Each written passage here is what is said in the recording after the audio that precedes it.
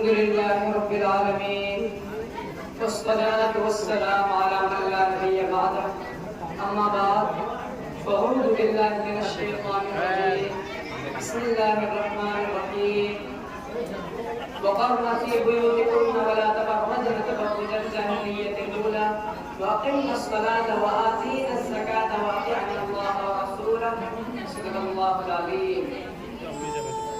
جب کبھی غیرت انسان کا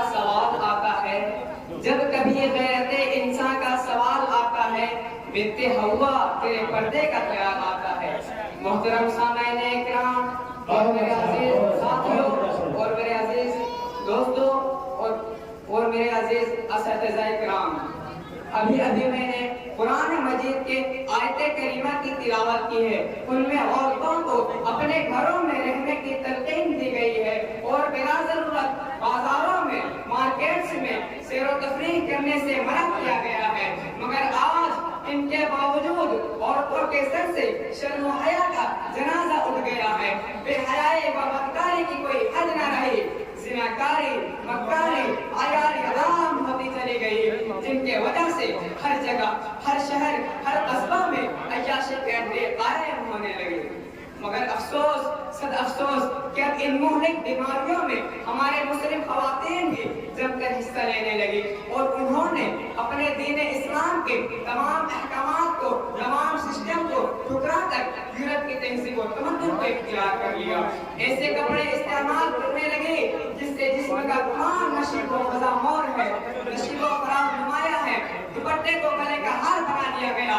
اب اگر شریعت اسلامیہ کی کسوٹی پر آئے تو آپ ہرگز یہ نہ کہیں گے کہ یہ تصویر حضرت فاطمہ الزہرا یا ام کلثوم جیسی پاکیزہ سیرت کی ہے. کیا شریعت محمدیہ کا ان سے کوئی ریلیشن، ان سے کوئی تعلق اور لگاؤ ہے، بلکہ مذہب تہذیبی تمدن کا مجموعہ مجتمع ہے. اے بنت حوا، اپنی تاریخ الٹ کر تو دے. تجھے اس دنیا میں جینے کا حق نہیں دیا جاتا تھا، زندگی کی بھیک تجھ کو نہیں دی جا رہی تھی. تیرا وجود باعث ذلت و رسوائی تھا. تیرا پیدا ہونے کی خبر سن کر تیرا باپ کا چہرہ سیاہ ہو جاتا تھا. دنیا میں تیرا رہنا بہت بڑا ظلم سمجھا جاتا تھا. ادھر تو پیدا ہوتی اور ادھر تیرے لیے گڑھا تیار کیا جاتا تھا. ابھی تو دنیا کی ایک بہار بھی نہ دیکھ پاتی کہ تجھ کو اس گڈھے میں ڈال کر اوپر سے سینکڑوں مٹیاں ڈال دیا جاتا تھا. تیری زندگی کا چاند ابھی اپنی روشنی پھیلا بھی نہیں پاتا کہ اس غروب کا بھی وقت آیا تھا. گویا کہ تو ہر طریقے سے ظلم و ستم کے شکنجے میں جکڑی ہوئی تھی. جبر و تشدد کے پہاڑ تیرے اوپر توڑے جا رہے تھے اور تیرا وجود بچانے والا کوئی نہ. ایک ہنگامہ نشر ہو تو اس کو بھولوں، ایک ہنگامہ نشر ہو تو اس کو بھولوں. سینکڑوں باتوں کا رہنے کے خیال آتا ہے. کرانے کو گناہیں تھی مگر ایسے پرقدر دور میں ایک مہتا بے نبوت طلوع ہوا. حضرت ابراہیم علیہ السلام کے دعا کا اثر نمودار ہوا. حضرت عیسیٰ علیہ السلام کی بشارت پوری ہوئی. محبوب کبریہ کی آمد ہوئی، یعنی سید المرسلین خاتم النبیین حضرت محمد مصطفیٰ صلی اللہ علیہ وسلم تشریف لائے اور تمہیں اس دنیا میں جینے کا حق دلوایا. تیرا وجود کو باعث رحمت و اکرام دیا اور فرمایا کہ جس کے یہاں لڑکی پیدا ہوتی ہے فرشتے اس پر سلام بھیجتے ہیں. یہ حضور صلی اللہ علیہ وسلم کے تمہارے ساتھ ہمدردی و غمگسار کا معاملہ. اے بنت اسلام، تو اپنے مقام و مرتبہ کو دیکھ. تو حسن کی پیکر ہے، تو تہذیب و تمدن پر انقلاب برپا کر سکتی ہے، تو رحمت ہے، اپنی وجود ہستی کو مٹا سکتی ہے، مگر اپنی عزت و آبرو، عصمت و عفت پر بدنما داغ نہیں لگا سکتی. تو گھر کی زینت ہے، تیرے لیے مارکیٹس میں بازاروں میں گھومنا زیبا نہیں. تو تصویر ہے حضرت فاطمہ الزہرا کی. تیری سیرت مثل ام کلثوم رضی اللہ تعالی عنہا جیسی ہونی چاہیے. کیونکہ جس وقت تم نے اسلامی تہذیب و تمدن کو اپنایا تھا، یورپ کی تہذیب و تمدن کو چھوڑ دیا تھا، اپنی عصمت و عفت کی حفاظت کی تھی، صوم و صلاۃ کی پابند ہو گئی تھی. تیرے اعمال و افعال اچھے تھے، تیرے اخلاق و کردار اچھے عمدہ تھے. اور جب تو مثل خدیجہ الکبریٰ رضی اللہ تعالی عنہا ماں بن گئی تو تیرے گود سے اولیاء اللہ پیدا ہوئے، محدثین پیدا ہوئے، مکبرین پیدا ہوئے، شہداء پیدا ہوئے، صالحین پیدا ہوئے، حفاظ قرآن پیدا ہوئے، ائمہ قرآن پیدا ہوئے، کتب و ابدال پیدا ہوئے. یہاں تک کہ انبیاء بھی تیرے گود سے پیدا ہوئے. مگر اے بنت حوا، جب تیرے ایکشنز، جب تیرے اعمال तहजीब और तमद्दुन को तुमने इख्तियार कर लिया, अपने इस्लाम को बाजार का नमूना बना दिया, बाजारों में मार्केट में घूमने को तुमने सेवा बना लिया, कंधे से कंधे मिलाकर चलने को तुमने पसंद कर लिया, सिनेमा तो देखने लगी, कब्र पर सजदा करने लगी, अपने अंदर से हया को खत्म कर दिया, सोम सलात को तुमने पसपुश डाल दिया, रसूलुल्लाह सल्लल्लाहु अलैहि वसल्लम के फरमान को तुमने फरामोश कर दिया। इस्लामी अहकाम पूरे मालूम होने लगे कि अफसोस सद अफसोस ये बिन्ते हव्वा, अब तेरे गोद से फिरौन और हामान जैसे सबक इंसान पैदा हुए, दीन के दुश्मन पैदा हुए, बातिल के हिमायत करने वाले रईस आज़म पैदा हुए, जालिम और जाबिर इंसान पैदा हुए, पशुओं तबीयत जैसे दरिंदे इंसान पैदा हुए, चोर डकैत पैदा हुए, बेनमाजी पैदा हुए, कब्र के पुजारी पैदा हुए, ताजिया बनाने वाले पैदा हुए। जरा सोच, अगर तुमने अपने आमाल को, अपने एक्शंस को सही ना किया तो क़यामत के दिन क्या आपको दिखाएंगे, क्या जवाब देंगे?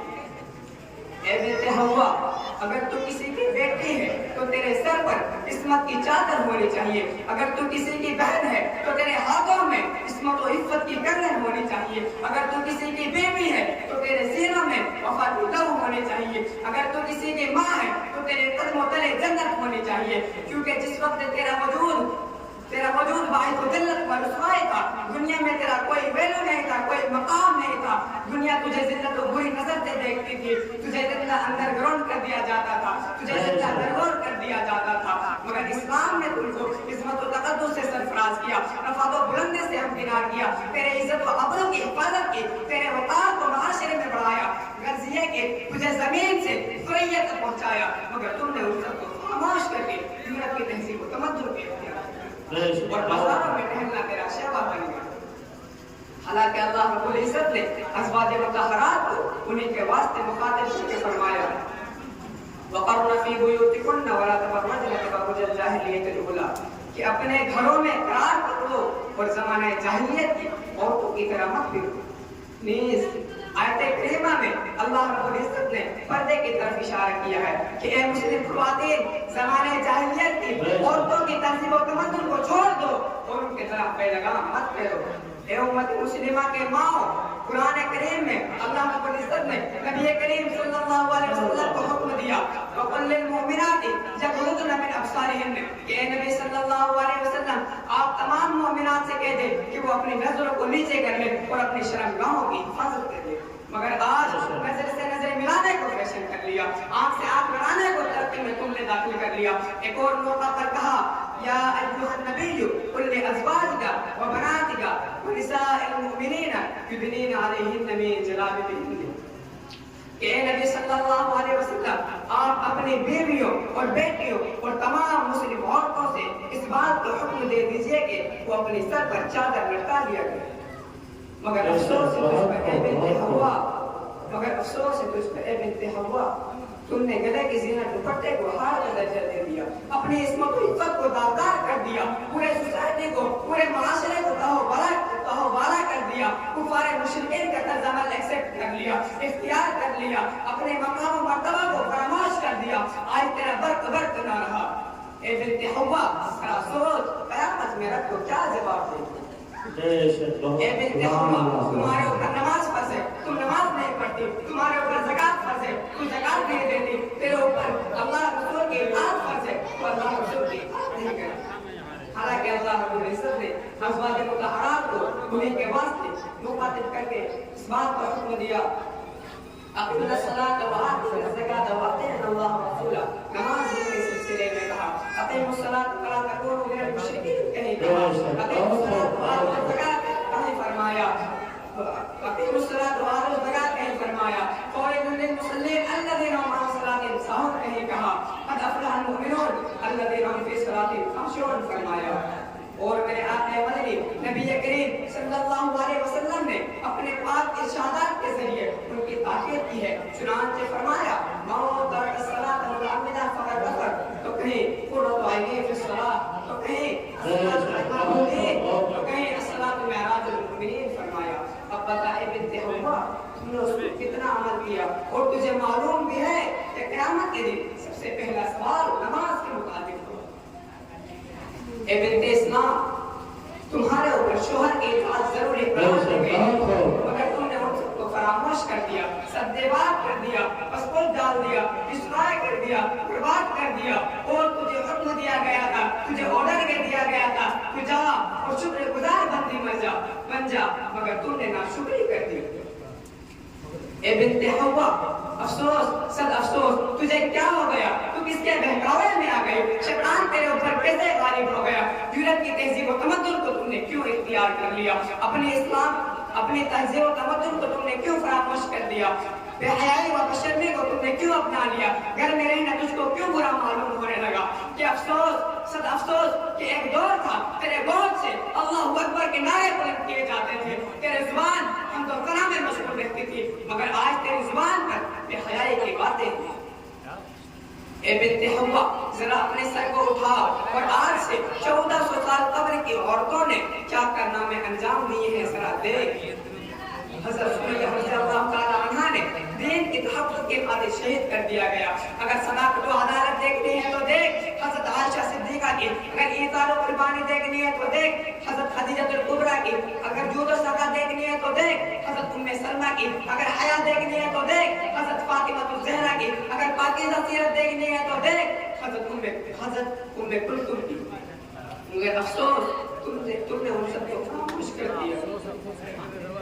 اے بنت حوا، تم کو فخر کرنا چاہیے حضرت سمیہ رضی اللہ تعالی عنہ کی شجاعت پر، حضرت عائشہ صدیقہ کی صداقت و عدالت پر، حضرت خدیجہ الکبریٰ کی ایثار و قربانی پر، حضرت ام سلمہ کی سخاوت پر، حضرت فاطمہ الزہرا کی حیا پر، حضرت ام کلثوم کی پاکیزہ سیرت پر، مگر تم نے ان سب کو فراموش کر دیا، ان سب کو فورگیٹ مان دیا۔